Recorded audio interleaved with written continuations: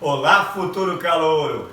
Vamos agora entender por que numa associação de resistores em série, quando a gente quer determinar o valor da resistência equivalente, a gente soma o valor das resistências, soma os valores das resistências envolvidas naquele circuito. O primeiro detalhe é a gente lembrar que esta DDP que está aqui, ó, DDP fornecida pela fonte, também posso representá-la aqui, ela vai se distribuir. No caso desses circuitos, parte dessa DDP vem para os terminais A e B, uma outra e segunda parte vem para os terminais B e C, e a terceira parte vem para os terminais CD. Então, como essa tensão ela vai se distribuir, no caso aqui, para 3 resistências, para 3 resistores, é isso que vai fazer com que no final nós tenhamos a soma das resistências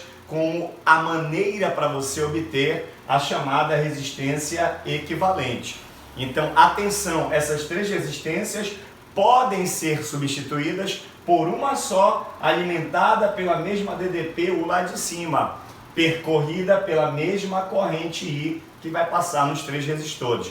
Como é que vai ficar isso então? Então lembra que eu te falei, essa DDP-U, que é a DDP total, a DDP que está alimentando o circuito, parte dela vai para a primeira resistência, portanto, para os terminais A e B. Uma outra parte vai para a segunda resistência, portanto, para os terminais B e C. E a terceira e última parte vai para a terceira resistência, portanto, para os terminais C e D.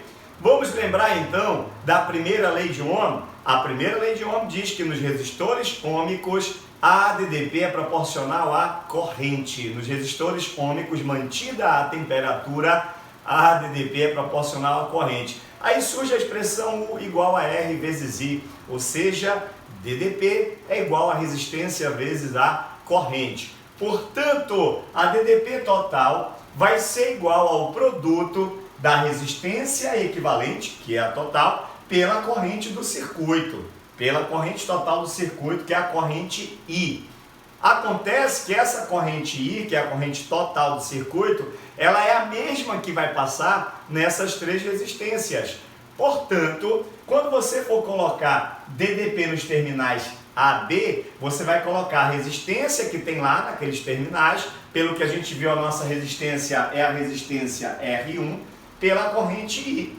Dantas, essa corrente I que passa na resistência 1 é a mesma corrente total do circuito? É a corrente total do circuito. Aí quando você vai para DDP nos terminais BC, você vai colocar agora o produto da resistência que lá está ligada, portanto nos terminais BC, a resistência 2, pela corrente I.